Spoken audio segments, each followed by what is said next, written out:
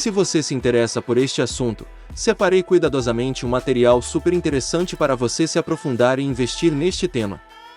Acredito que seja útil e faça diferença na sua vida. Após o vídeo é só clicar no link na descrição. E, cara, você já fez coisas incríveis, assim, nesse campo. Teve aquele lance do exoesqueleto na Copa do Mundo, não é? Teve um lance, acho que em 2013, tu conectou uns ratinhos, não foi? Interface cérebro-cérebro.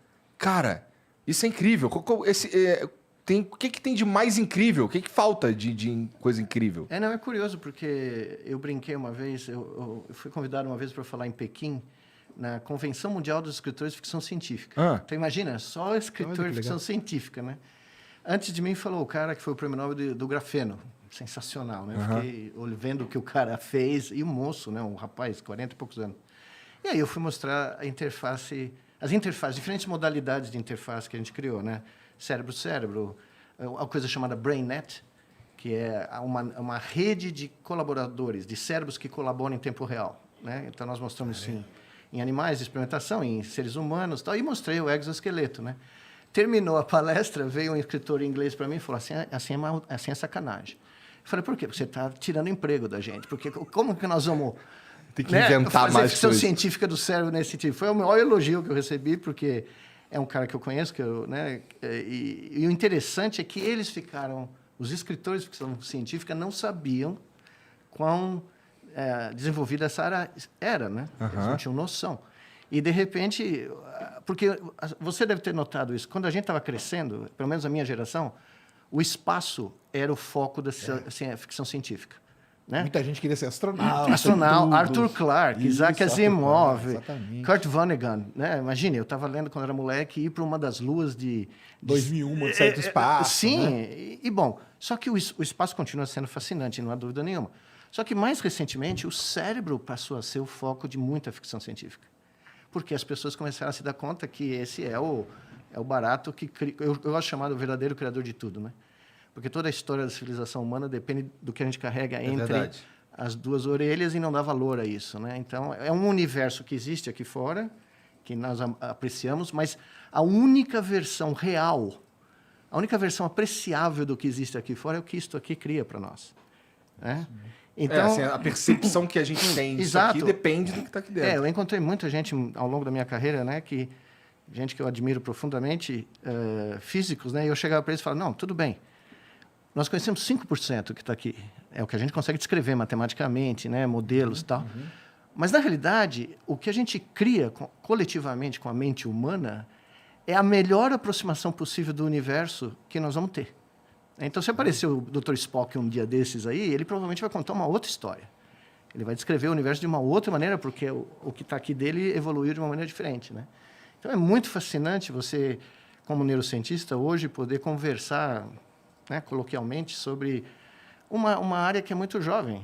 Ela não tem 150 anos. Sim, o foco do teu trabalho me corrija se eu estiver errado, Pois não. mas tem a ver com integrar o cérebro a máquinas. Na realidade, o foco mesmo da minha carreira toda foi estudar como grandes populações de células do cérebro codificam informação. Aí eu descobri que não existe um código neural, como me disseram quando eu fui fazer meu PhD. E aí, para poder estudar como populações de neurônios operam normalmente, eu com o meu orientador John Chapin, que acabou de falecer, infelizmente, falamos, não, nós vamos fazer o seguinte, nós vamos ligar o cérebro a máquinas, porque as máquinas a gente controla.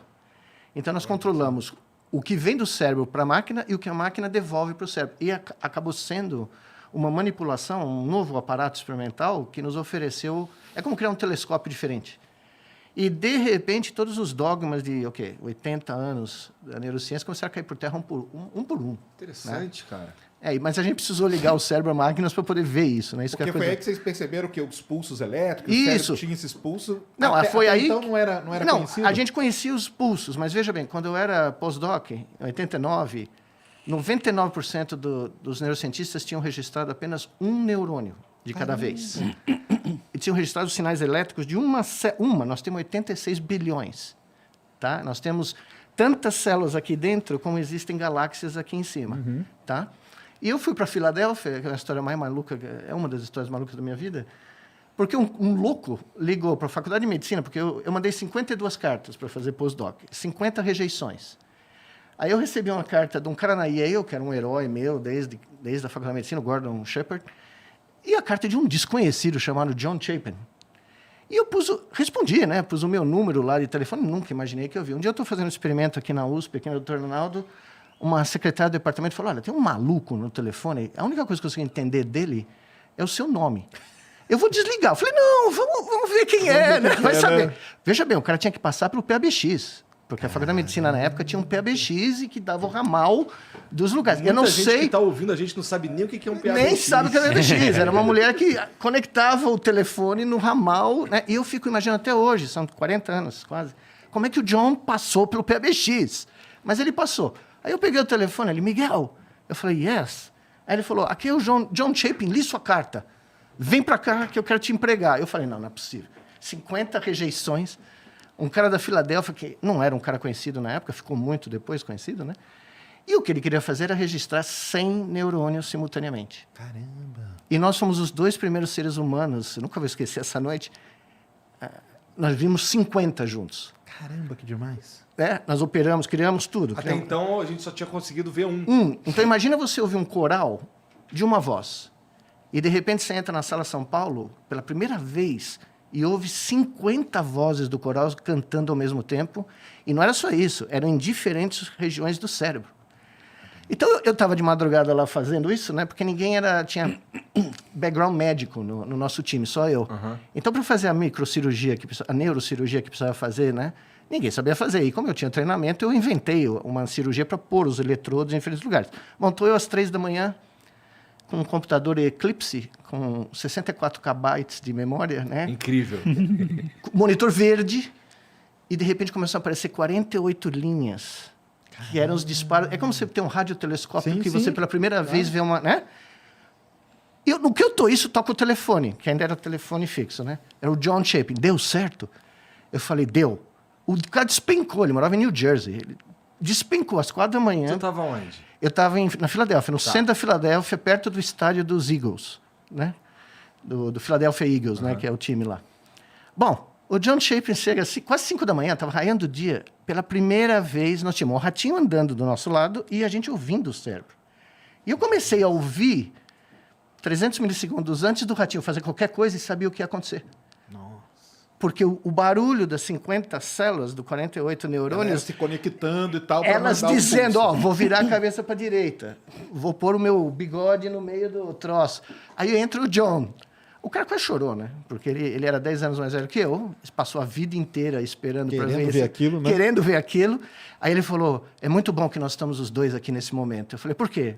Ele falou, porque nós vamos poder dividir o mesmo advogado para o divórcio, né? Porque quem vai acreditar que nós dois estamos fora de casa, 5 da manhã, registrando rato, neurônio, vendo rato, e era um ratinho só, né? Nós ficamos até, sei lá, 8, 9 da manhã, e no dia seguinte, foi uma das coisas mais emocionantes da minha carreira, né? Quando espalhou a notícia pela universidade que nós tínhamos feito, eu apareci umas 3 da tarde, né? Tá morto, né? Quando eu entro no departamento, estava lá o John explodindo champanhe, gente que eu nunca ouvi falar, me cumprimentando, gente que nem olhava na minha cara quando eu passava no corredor, né? Porque foi um desses momentos que mudou, né? Mudou. A partir daí, o que pôde ser desenvolvido com a gente conseguir ver mais do que um neurônio? Então, aí nós fomos crescendo, nós fomos os primeiros a registrar 50, fomos os primeiros a registrar 100, 500, 1.000 e 2.000. Caralho. Então já estava virando Shark, né? E sempre tinha uma champanhe guardada em algum lugar na hora que o troço der certo. Quando a gente viu que nós estávamos registrando 100 neurônios, essa é outra história muito doida. Nós estávamos num joint lá do famoso, chama Geno's, que é onde se faz o cheesesteak da Filadélfia, que é o sanduíche mais famoso dos Estados Unidos, que é o X-tudo, tá? É o filé lá com queijo, tomate, escambau de bico, e é na saída da cidade, onde tem um monte de caminhoneiro. E nós estávamos lá falando, pô, o que nós vamos fazer com isso? Nós temos uma mina de ouro, mas ninguém tinha analisado, para você ter uma ideia, não tinha métodos estatísticos, matemáticos, para analisar 50 células ao Porque mesmo tempo. até então você tinha só detectado o pulso, né? Isso, você só tinha o pulso de um neurônio. Isso. De repente, você tinha 50 pulsos acontecendo. Então, correlações, toda sorte de padrões, né, espaço-temporais. Aí nós estamos comendo um cheesesteak e eu não me lembro bem quem. Foi um de nós dois, ou os dois ao mesmo tempo, falou, vamos ligar os nossos ratinhos, os nossos macacos. Eu já estava na Duke aí, né? Vamos ligar os nossos bichinhos com robôs. E vamos ver o que é necessário para um bicho controlar um braço robótico, uma perna robótica, um carro elétrico, né? E aí alguém falou, mas o que nós vamos chamar isso aí? E o John tinha barba também, né? Ele era a minha cópia, 10 anos mais velho. Nós viramos e falamos, bom, vamos chamar de interface. Brain Machine Interface. Aí levanta um caminhoneiro atrás de mim com X, tudo, né? Em tudo que é lugar da barba, vira para nós e fala, that's a great name.